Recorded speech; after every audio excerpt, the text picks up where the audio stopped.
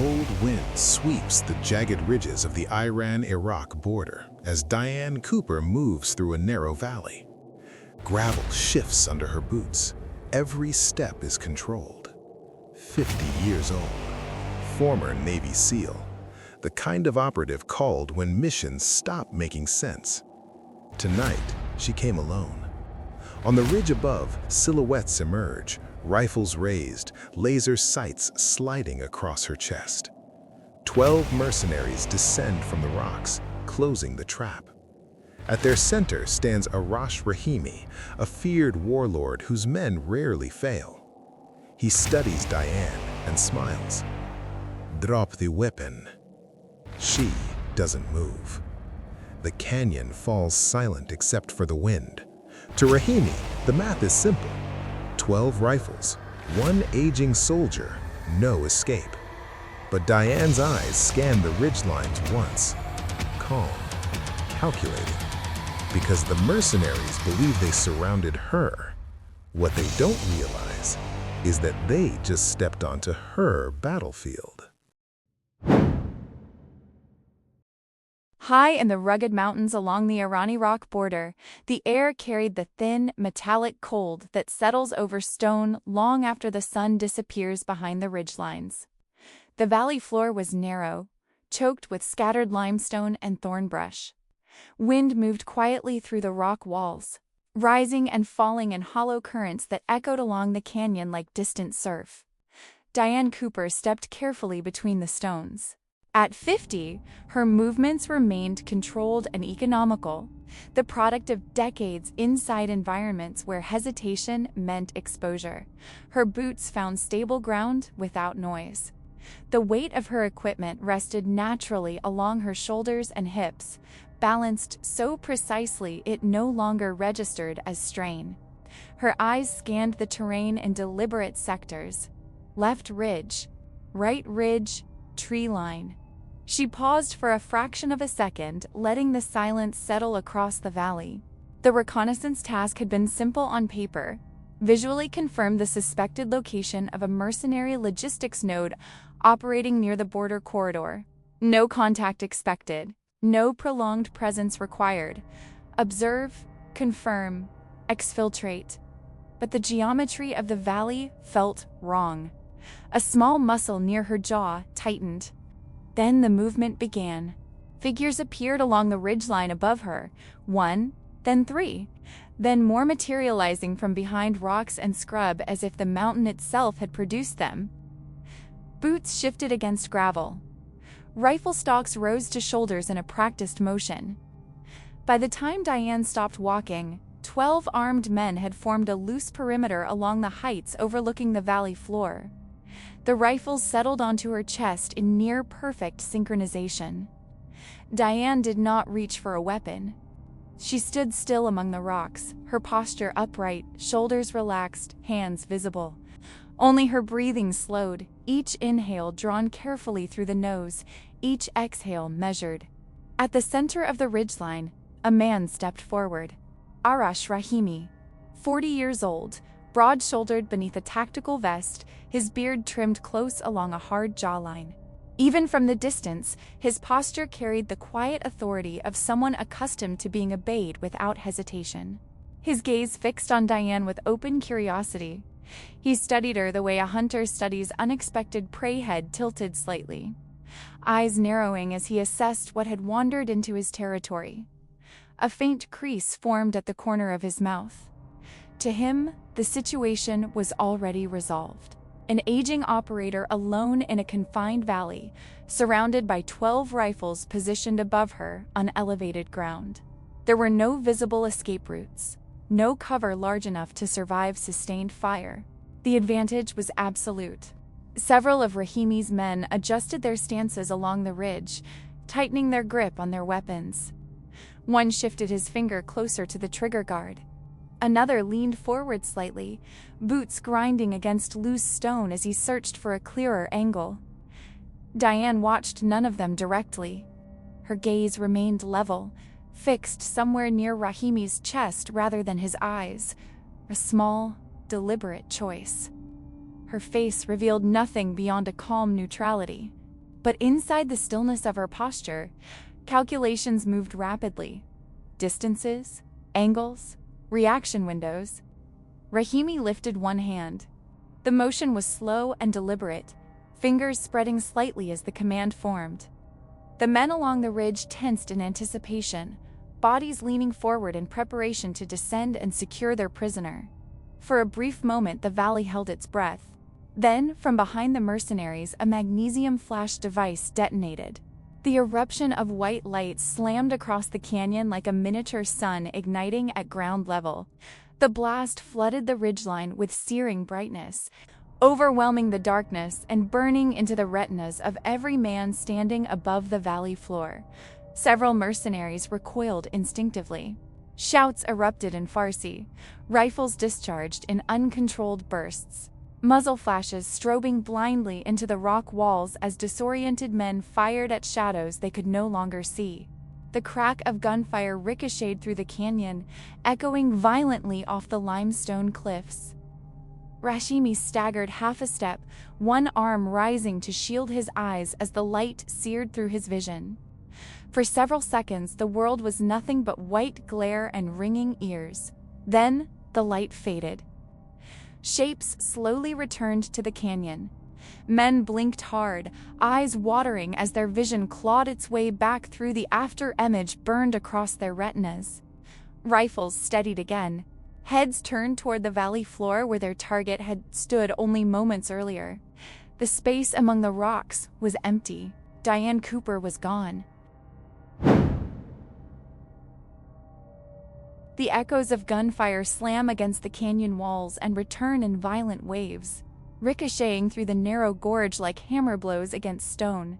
Fragments of sound linger in the air long after the last round has been fired. Rahimi's jaw tightens. The muscles along his cheek flex once beneath the dust coating his skin.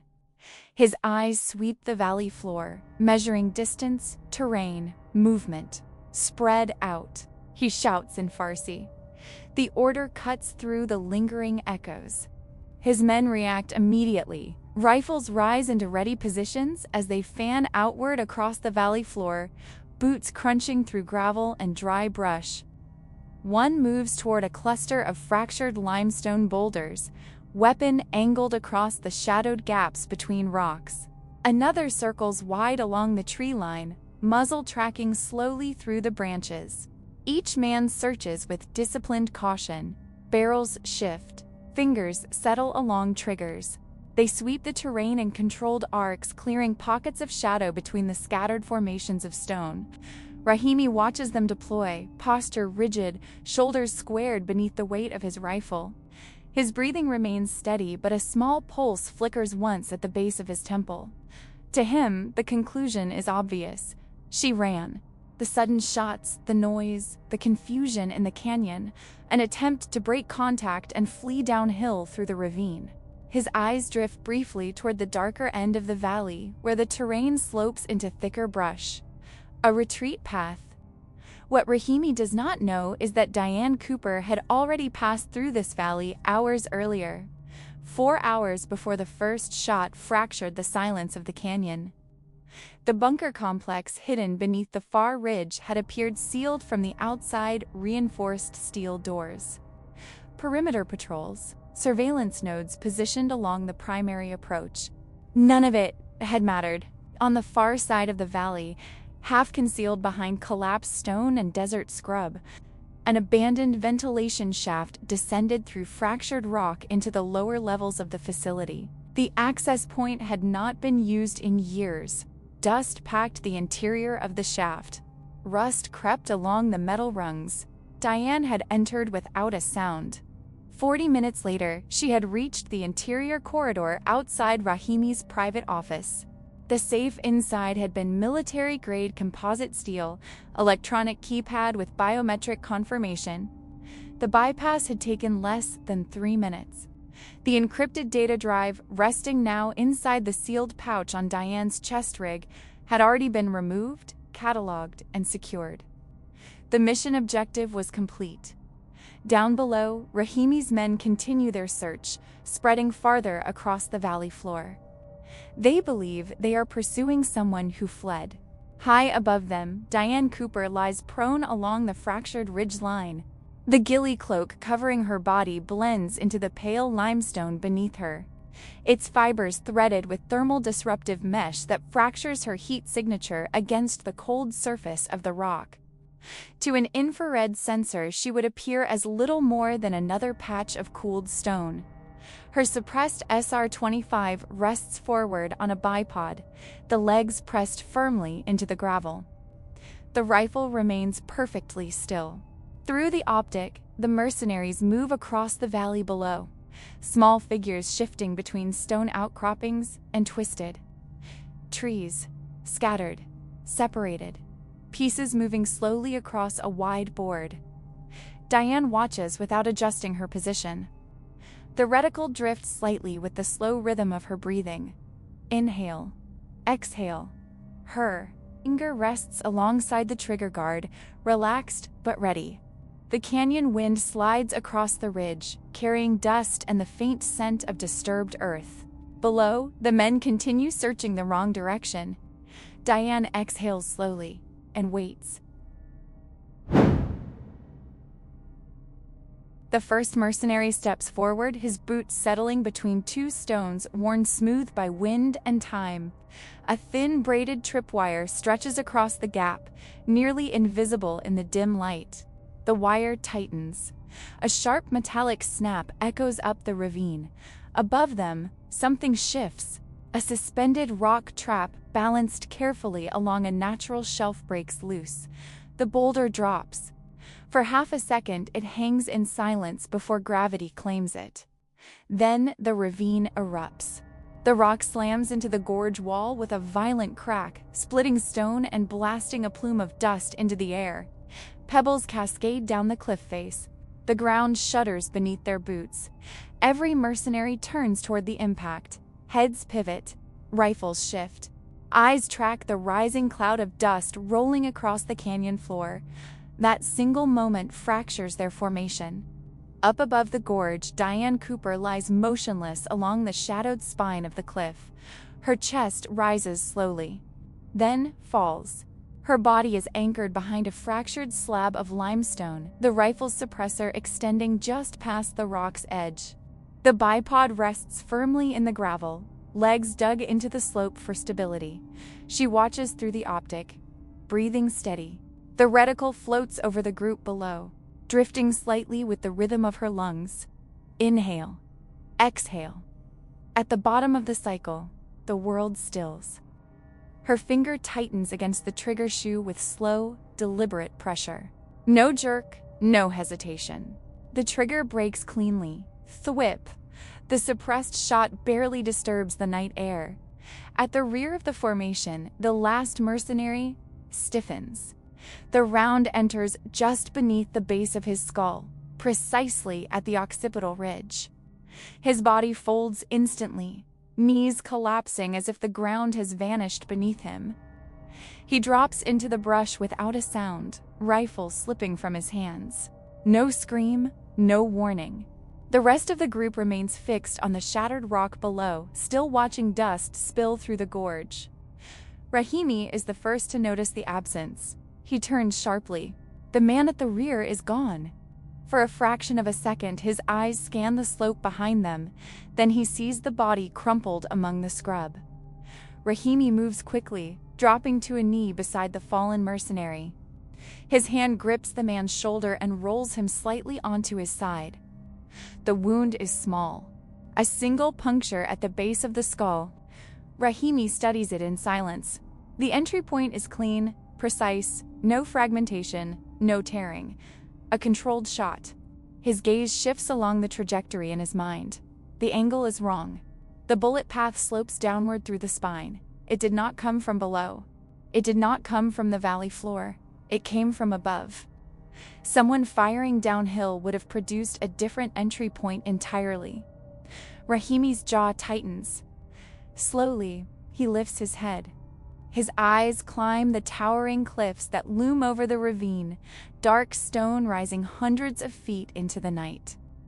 For the first time since the ambush began, something changes in his expression. Not fear, but uncertainty. High above them, Diane Cooper remains perfectly still behind the rifle. Her breathing returns to its quiet rhythm as she chambers the next round. 11 targets remain.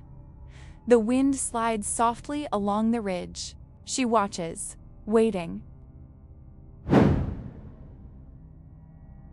Arash Rahimi remained standing beside the fallen mercenary, the smell of disturbed dust still drifting through the canyon air. His eyes lingered on the wound for a moment longer before lifting again toward the dark mass of stone rising above the valley floor. The canyon had changed. Nothing physical had moved. The same limestone walls towered over the ravine. The same narrow corridor of rock and brush stretched through the valley. But the meaning of the terrain had shifted inside his mind. Diane Cooper had never tried to escape. Rahimi's breathing slowed as the conclusion settled into place piece by piece, like a mechanical system aligning under pressure. His gaze moved across the ridgelines that framed the valley, following the jagged edges of stone where the cliffs met the night sky. Elevation on both sides. Limited lateral movement across the valley floor. Minimal overhead cover. A confined corridor with steep vertical boundaries. The canyon was not simply a landscape. It was geometry. His eyes drifted toward the far side of the valley where the dark opening of the old Soviet tunnel system sat partially concealed beneath collapsed rock. The entrance had been carved decades earlier during the Cold War, reinforced with poured concrete and steel ribs designed to survive bombardment. The tunnels ran beneath the mountain. Rahimi knew their layout well. He had turned them into the backbone of his operations storage chambers, command rooms, access corridors threading through the rock like arteries. For years the terrain had served him. Now, the same terrain revealed something else entirely. The canyon walls, the ridgelines, the abandoned war tunnels beneath the mountain. A controlled corridor of approach with elevated firing positions overlooking every meter of open ground. A perfect fatal funnel. Rahimi's fingers curled slowly into a fist at his side. They had believed they were surrounding her. 12 rifles on high ground, an isolated target trapped in the valley floor. The assumption had felt obvious. Now, the realization cut through that certainty with quiet precision. She had not been trapped. She had drawn them inside. His jaw tightened again. Above the ridgeline, he barked suddenly. "Up the ridge!" The command snapped through the valley with sharp authority.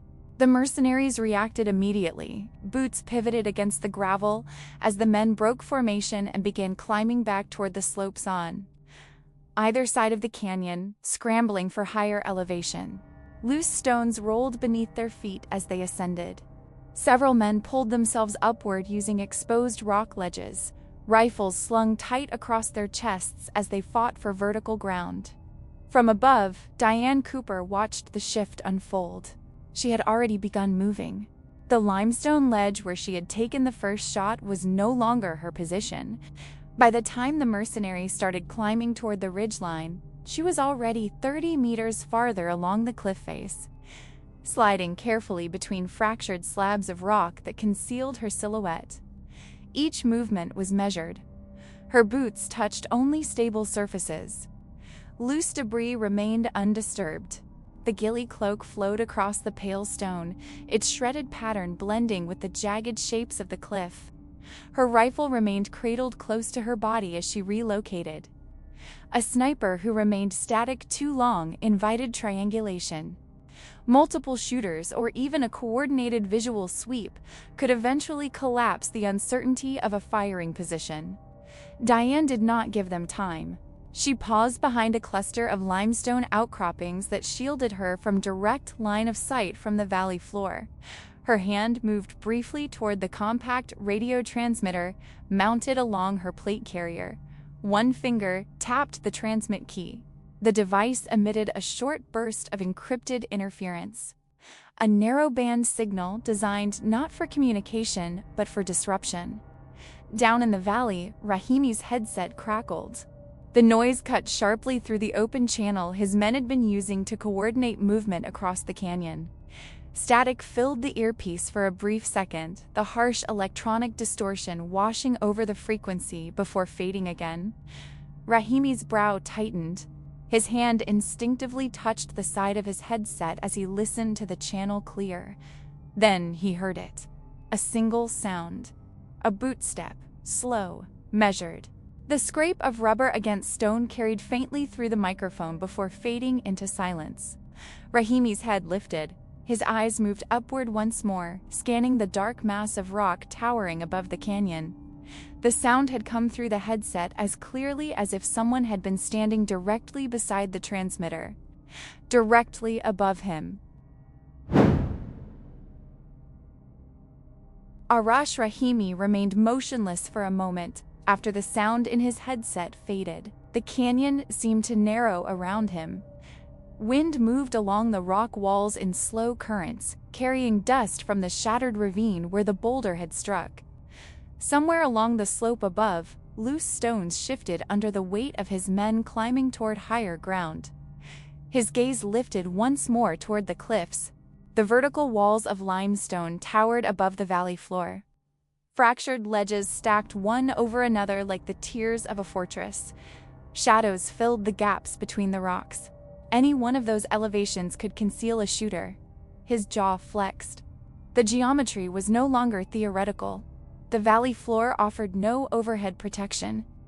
Every meter of exposed terrain sat inside overlapping fields of fire from the surrounding ridges. Remaining outside meant allowing an unseen adversary to dictate distance, angle, and timing. Rahimi made his decision. "Go to the tunnels!" He barked into the open air. "Move to the tunnels!" The command cut through the canyon with sharp urgency. The mercenaries reacted immediately. Those already halfway up the slopes reversed direction, boots sliding against loose gravel as they descended back toward the valley floor. Others pivoted from their search sectors and broke into a controlled run toward the reinforced bunker entrance positioned along the eastern edge of the canyon. The entrance sat partially embedded in the rock wall, framed by thick concrete that had been poured decades earlier when Soviet engineers carved the original tunnel network through the mountain. Steel reinforcement bars protruded from the aged structure where erosion had exposed the construction beneath. The heavy blast door stood open. One by one, the remaining 11 men crossed the threshold. Their boots struck the concrete ramp leading downward into the mountain. Rifles lifted as they passed from the open valley into the dim interior corridors. The shift from open terrain to enclosed structure was immediate and absolute. Above them, the canyon walls lost their firing angles. Inside the bunker, stone and reinforced concrete provided overhead protection measured in meters. Rahimi followed last. His stride lengthened as he moved through the entrance. The transition from the cold night air into the stale underground atmosphere carrying the faint smell of machine, oil, and damp stone. The corridor lights hummed faintly overhead. His men fanned outward along the internal passageways, forming defensive positions near intersections and secondary corridors. Their movements were sharper now, less casual than before. Rifles held tighter against their shoulders as they swept the shadows ahead of them. Rahimi did not stop with them. He moved directly through the central corridor toward the command room carved deeper into the bunker complex. The steel door was already open. Inside, the room was small but fortified, its walls lined with communications equipment and storage racks. A heavy wooden table sat against one side of the chamber, maps and documents pinned beneath metal clips. Rahimi crossed the room in 3 long strides. An ammunition crate rested near the center of the floor. He seized the edge of it with both hands and shoved it aside. The crate scraped across the concrete with a harsh grinding sound, revealing the rectangular steel panel embedded beneath it. The floor safe. Dust had settled lightly along the edges of the lid. Rahimi crouched down and brushed the surface once with the back of his hand, clearing the dial. His fingers moved quickly across the combination lock. Left, right, left again. The tumblers rotated beneath his fingertips with the familiar resistance of a mechanical mechanism designed for reliability. Rather than speed, each click carried a precise, tactile feedback that he had memorized long ago. The final number aligned. Rahimi pulled the handle. The heavy lid lifted with a dull metallic weight, hinges creaking softly as the safe opened. He looked inside. For a moment, his eyes did not move. The interior compartment sat completely empty. The encrypted data drive that had been secured there only hours earlier was gone. In its place, a small infrared strobe rested against the bare metal floor of the safe. The device blinked steadily. Invisible to the naked eye, its emitter pulsed faintly within the infrared spectrum, broadcasting a signal meant for equipment designed to see in darkness. Rahimi's chest stopped moving. The air inside his lungs remained trapped there, his body momentarily forgetting the act of breathing as the meaning of the scene assembled itself with brutal clarity. Someone had been inside this room, inside his bunker. Long before the encounter in the valley, the strobe continued its silent pulse inside the empty safe. Rahimi stared at it without blinking. Arsh Rahimi remained crouched beside the open safe, his eyes fixed on the small device resting inside the metal compartment. The infrared strobe continued its steady rhythm. Pulse, pause, pulse. To the naked eye, the emitter appeared inert, a compact piece of matte equipment no larger than a coin-sized beacon. Yet, Rahimi understood exactly what it was designed to do. Under night vision amplification, the signal would burn like a beacon against darkness, mocking its position with clinical precision. A locator. His fingers remained curled along the edge of the safe's lid. The muscles in his forearm tightened slightly, the tendons standing out beneath the skin as the realization settled deeper into place. Someone had entered his bunker. Not moments ago. Hours earlier. The quiet hum of the bunker's electrical system filled the room. Fluorescent lights vibrated faintly overhead, casting a sterile glow across the concrete walls and the scattered equipment lining the command room. Then his radio crackled. The sharp burst of static sliced through the air without warning. Rahimi's head lifted. The sound came from the tactical handset clipped along his vest. The open channel his men had been using across the valley suddenly filled with controlled interference, the signal pushing through the unsecured frequency with effortless clarity. Then a voice followed. Calm, measured. You've been moving weapons through the Soleimania corridor for 3 years. Arash. The words carried through the bunker's speaker with quiet precision. Rahimi did not move. The name landed inside the room with the weight of a formal accusation. His eyes remained on the strobe inside the safe, but a faint contraction passed across the corner of his right eye as the muscles there tightened. The voice belonged to Diane Cooper. There was no distortion in her tone, no urgency. The cadence of her speech remained steady, almost conversational, as if the two of them were standing across a table rather than separated by rock and steel. I secured the drive 4 hours ago, she continued. The radio transmitted every syllable with surgical clarity. I could have left before sunset. Rahimi's breathing slowed. His chest expanded once, then held. The air inside his lungs remained there as the meaning of the statement spread through his mind in cold, deliberate layers. 4 hours. She had been inside the bunker long before the valley encounter, long before the flash device, long before his men had ever taken position along the ridgeline. Rahimi's gaze drifted again to the blinking infrared beacon resting inside the empty safe. Pulse, pause, pulse. The room felt smaller now. A thin sheen of moisture formed along the back of his neck beneath the collar of his vest. His hand tightened slowly against the steel edge of the safe door, the metal biting into the skin across his knuckles as the pressure increased. The conclusion assembled itself with brutal simplicity. She had never been trapped, not in the valley, not anywhere. She had already completed the mission objective hours earlier. The encounter outside had not been an accident, It had been a delay, a controlled pause. Rahimi's jaw set as the final layer of the realization fell into place. She had remained in the canyon, waiting. Her voice returned through the radio. "You were the objective." The words were delivered without emphasis, the tone unchanged from the calm precision she had used since the transmission began. For a moment, the bunker remained perfectly still. Rahimi stared at the safe. The blinking infrared beacon reflected faintly across the metal interior, like a heartbeat that did not belong to him. Then, the transmission ended. The radio fell silent. A second later, somewhere deep within the bunker complex, the low mechanical hum of the generator stopped. The change was immediate. The fluorescent lights flickered once overhead, twice. Then they went dark. Electricity vanished from the entire structure in a single abrupt moment. The command room collapsed into blackness.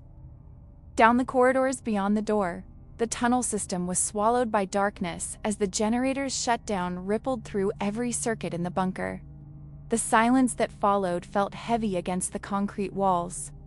The infrared strobe inside the safe continued its invisible pulse. Rahimi remained crouched in the darkness, his breathing finally returning in a slow, controlled draw. The tunnels around him had gone completely black. The darkness inside the bunker settled with oppressive weight. For several seconds after the generator died, the tunnel network remained silent except for the faint shuffling of men adjusting to the sudden loss of light. Somewhere down the corridor, a rifle sling brushed against concrete with a dry scraping sound. Then beams of white light ignited across the underground passages. Tactical flashlights snapped on one after another, narrow cones of illumination slicing through the blackness.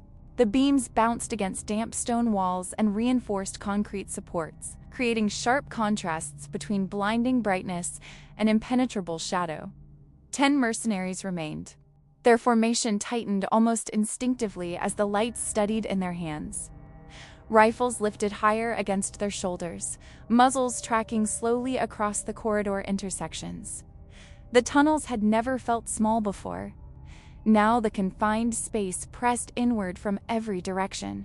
The ceiling hung low enough that sound carried strangely, footsteps echoing with hollow distortion through the reinforced passages. Rahimi moved out of the command room and into the main corridor. The white beam of a flashlight swept briefly across his chest before sliding away again as one of the men repositioned. The mercenaries had formed a staggered line along the corridor, each man covering a different sector while the others advanced. Their movements were methodical, boots placed carefully against the concrete, rifles shifting from corner to corner, light beams probing every recess of the tunnels. Yet the pace had changed. Earlier in the valley, they had moved with confidence, their posture loose with the assumption that they controlled the battlefield. Now, each step carried a slight hesitation, the pause that appears when men know the threat is already inside the perimeter. Rahimi listened. The beams of light moved ahead of them, sweeping across doorways and equipment alcoves carved into the bunker walls. Dust hung in the air, caught inside the bright cones of the flashlights like pale smoke. One of the mercenaries moved slightly ahead of the others as the formation advanced down the corridor. The scream erupted without warning. The sound tore violently through the tunnels, high and sudden, echoing against the concrete walls with brutal clarity. Every flashlight snapped toward the source. The man at the front of the formation staggered backward, his rifle slipping from his hands as he collapsed against the wall. His free hand flew instinctively toward his upper arm, fingers pressing against the inside of the bicep where blood was already spilling through the fabric of his sleeve. A combat knife had opened the brachial artery. The blade had entered cleanly beneath the arm during the brief moment when the flashlight beam shifted away from the shadows beside him. Blood pumped out in thick surges between his fingers, striking the concrete floor in heavy drops. He tried to shout again, Only a wet choking sound escaped his throat as his legs failed beneath him. He crumpled to the ground. 9 left. The corridor exploded with gunfire. Rifles discharged in rapid succession as the remaining mercenaries fired blindly down the passage. The muzzle flashes erupting in violent bursts of orange light. The sound of automatic fire hammered against the enclosed walls, each shot amplifying the next until the entire tunnel seemed to tremble under the concussion. Rounds slammed into the concrete. Fragments of stone and dust sprayed outward where bullets struck the walls. Flashlight beams jerked violently as the men fired toward movement they could not see. Diane Cooper was already gone. By the time the first shots reached the space where she had been standing, the shadows had swallowed her again. Her silhouette dissolved between the concrete pillars and equipment alcoves lining the corridor. The gunfire slowed, then stopped. The echo of the last shot lingered down the tunnel before fading into the distant chambers of the bunker. The mercenaries remained frozen for several seconds, rifles still raised, chests rising and falling harder now as they tried to control their breathing. The body on the floor no longer moved. Minutes passed. The formation advanced again, slower than before. Their flashlights swept wider arcs now, beams trembling slightly as they searched every corner of the tunnel. Another man fell. The attack came from behind this time. A brief struggle, a muffled impact against the wall, then silence. By the time the others turned their lights around, the corridor was empty except for the second body collapsing against the concrete. 8 remained. Rahimi stood several meters back from the formation, watching the beams of light drift across the walls. He said nothing, but he could hear the change. Not in their words, in their breathing. Each inhale came sharper now through their headsets. Air drawn in quickly before being forced out again through clenched teeth. The small sounds traveled clearly through the shared radio channel. The rhythm of men who were no longer advancing with certainty. The corridor ahead remained dark beyond the reach of their flashlights. Rahimi's eyes moved slowly toward that darkness. His men had entered the tunnels to regain control of the battlefield. Now the terrain belonged to someone else. They were no longer hunting. They were waiting to die. 30 minutes passed inside the bunker without relief. Time moved differently in the tunnels. Without the generator's hum or the steady glow of electrical lighting, the underground corridors existed in a suspended state where minutes stretched longer than they should. The only consistent rhythm came from the narrow cones of light sweeping across the concrete walls and the sound of boots advancing across the floor. 4 men remained. Their formation had tightened into something almost rigid now. The mercenaries moved close enough that the beams of their tactical flashlights overlapped, turning the corridor ahead into a shifting pattern of white light and deep shadow. Each man carried his rifle high along the shoulder line, elbows tucked closer to the body than before. Their steps had shortened as well. The heavy, confident strides they had taken earlier in the valley had been replaced by careful foot placement. Every boot landing deliberately before the next movement began. One man paused briefly near an intersection in the corridor. His flashlight swept across the ceiling, the beam passing over exposed ventilation grates and old Soviet pipework embedded along the concrete. Dust drifted through the air, disturbed by the slow passage of men who no longer trusted the spaces around them. Behind the formation, Arash Rahimi followed several meters back. He said nothing. His flashlight remained angled low along the floor, the beam sliding across scuffed concrete where the bodies had already been dragged aside. The corridor carried a faint metallic smell now, mixed with the stagnant air of the bunker.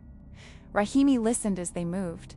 Inside the open radio channel, the men's breathing had become impossible to ignore.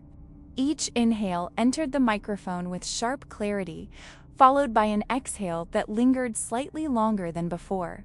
Above them, unseen in the darkness beyond the concrete ceiling, Diane Cooper remained motionless inside the ventilation shaft that cut across the corridor.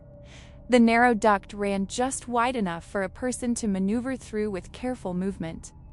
Rusted metal panels lined the shaft, their surfaces cold beneath her gloves as she shifted her weight into position.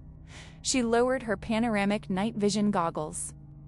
The lenses settled over her eyes with a soft mechanical click. Instantly, the darkness transformed. Through the intensified image inside the goggles, the tunnels below emerged in muted shades of green.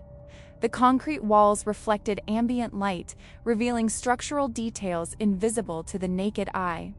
Electrical conduits, ceiling seams, and the edges of door frames sharpened into clear outlines. The 4 mercenaries below moved inside bright cones of light. Their tactical flashlights appeared almost blinding through the night vision, the concentrated beams cutting through the corridor like glowing columns. They illuminated themselves with every step.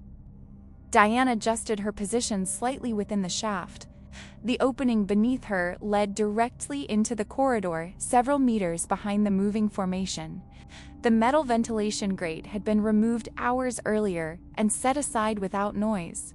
She watched their spacing, measured their timing.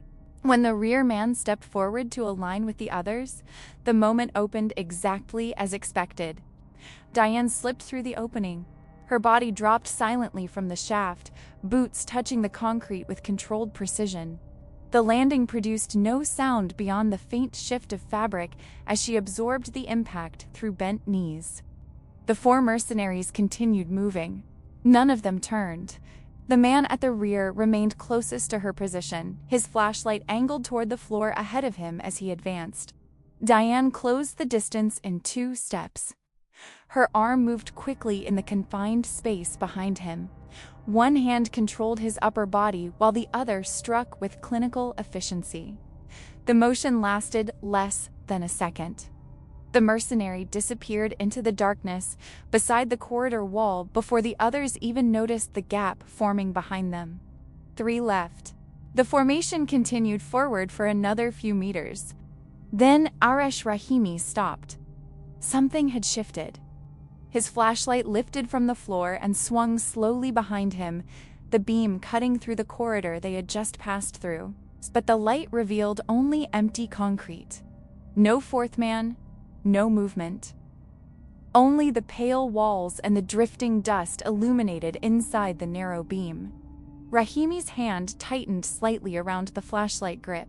For several seconds he stared into the corridor behind them, his eyes searching the darkness beyond the reach of the beam.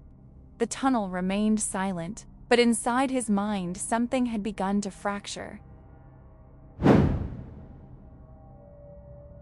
The beam of Arash Rahimi's flashlight remained fixed on the empty stretch of corridor behind them. Dust drifted through the light in slow, suspended particles.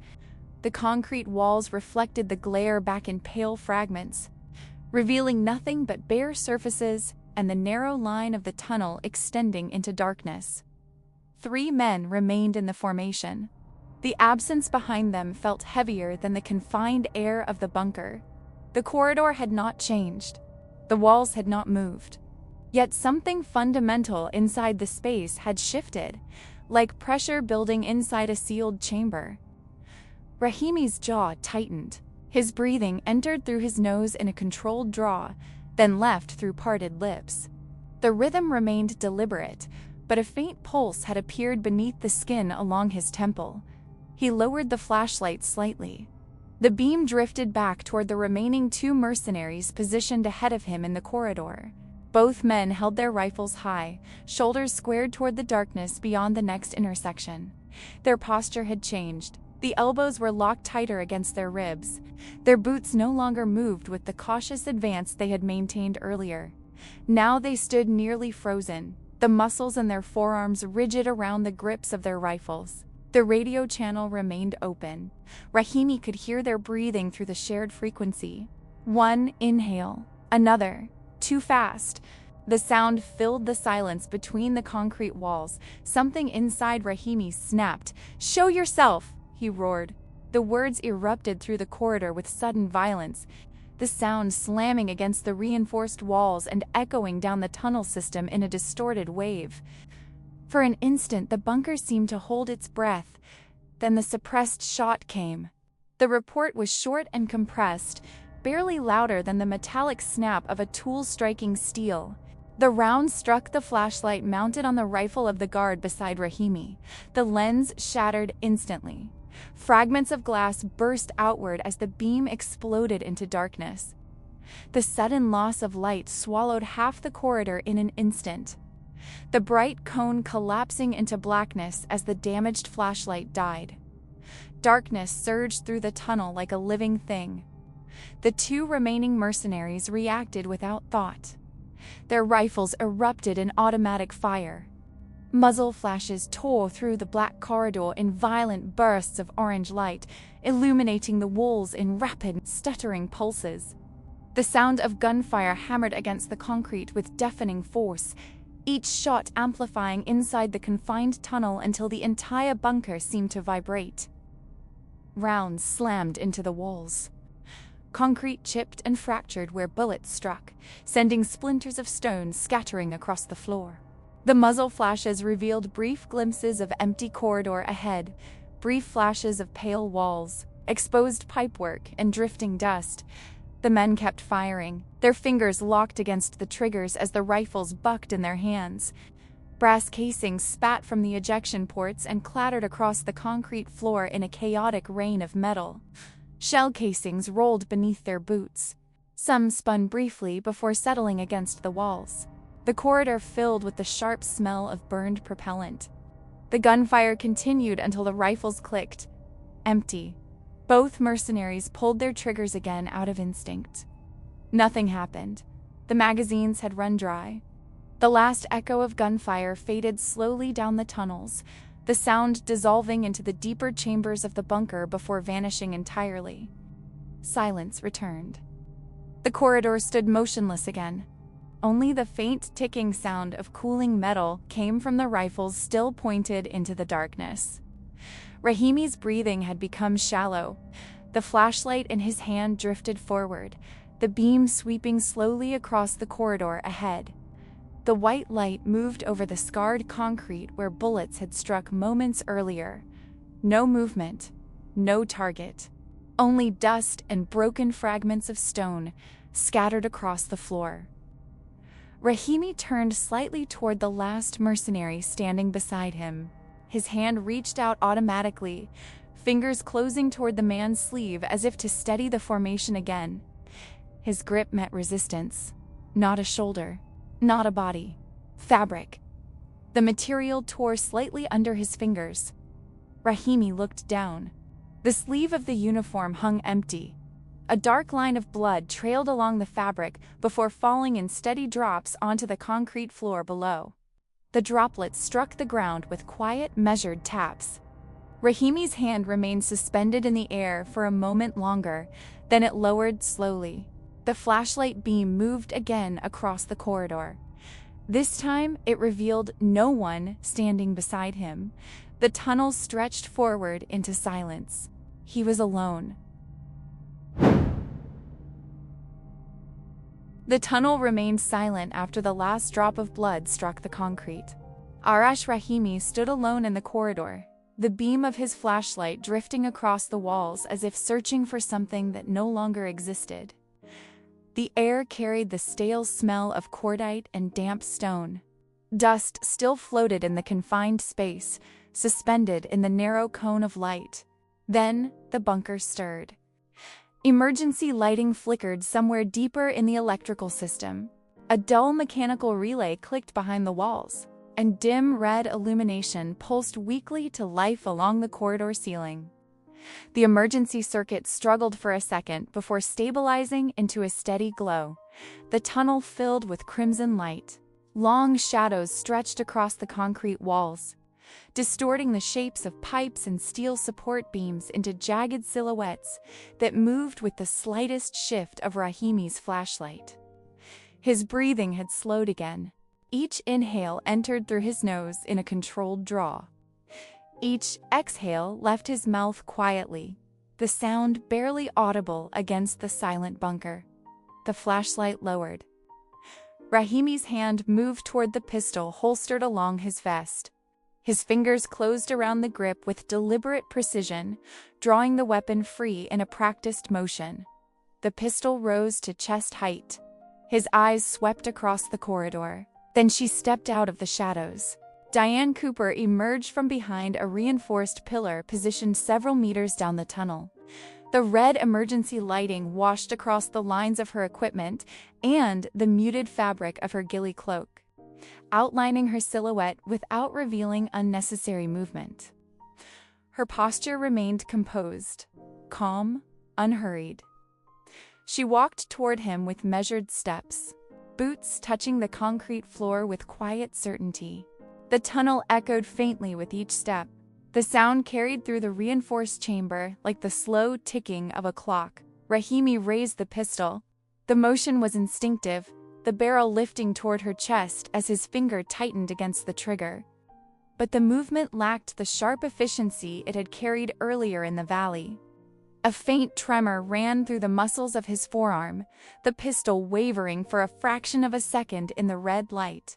Diane closed the distance before the weapon stabilized. Her body moved with sudden precision. One step forward. Her left hand struck the pistol arm at the wrist joint, redirecting the muzzle away from her center line. At the same moment, her right forearm drove forward into Rahimi's radial nerve just above the elbow, disrupting the motor control of his grip. The pistol fell from his hand. The weapon struck the concrete with a dull metallic impact and slid across the floor. Rahimi's balance collapsed a moment later. The follow-up strike drove through his center of gravity with controlled force, folding his posture forward and sending him down onto one knee. His hand instinctively reached toward the ground to stop the fall, fingers scraping against the rough concrete. The corridor fell silent again. Rahimi remained there for a moment, one knee pressed against the floor, chest rising and falling beneath the tactical vest. His eyes lifted slowly. Diane Cooper stood in front of him. The red emergency lights reflected faintly across the lenses of her night vision goggles, now pushed up along the top of her helmet. Her face revealed nothing beyond the stillness of someone who had already completed the task placed before her. Rahimi stared upward. The defiance that had once filled his posture had drained away somewhere inside the tunnels behind them. What remained in his expression was harder to define, something fractured beneath the surface of his composure, broken, humiliated. Diane regarded him for a brief moment. "You chose the wrong battlefield," she said quietly. The words carried no anger, no emphasis, only the calm certainty of a conclusion already reached. Then she turned. Her boots carried her past him and down the corridor toward the bunker's exit passage. The red light followed her silhouette as she moved away, shadows stretching across the walls with every step. Rahimi remained kneeling on the floor. He listened to the sound of her footsteps receding into the tunnel.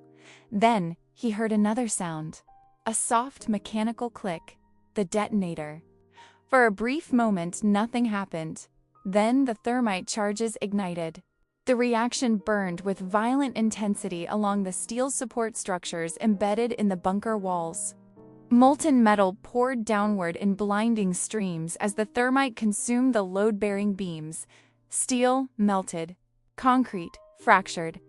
The tunnel shook under the sudden structural failure as the reinforced supports gave way one after another. Cracks spread rapidly through the ceiling, the sound of collapsing stone rolling through the bunker like distant thunder. Dust exploded through the corridors. Massive slabs of rock and reinforced concrete collapsed inward as the mountain reclaimed the hollow spaces carved beneath it. Within seconds, the tunnel network began to fold in on itself. Deep beneath the falling rubble, Arash Rahimi's mercenary empire disappeared into the mountain. If you want to follow more grounded military stories like this one, consider subscribing to the channel.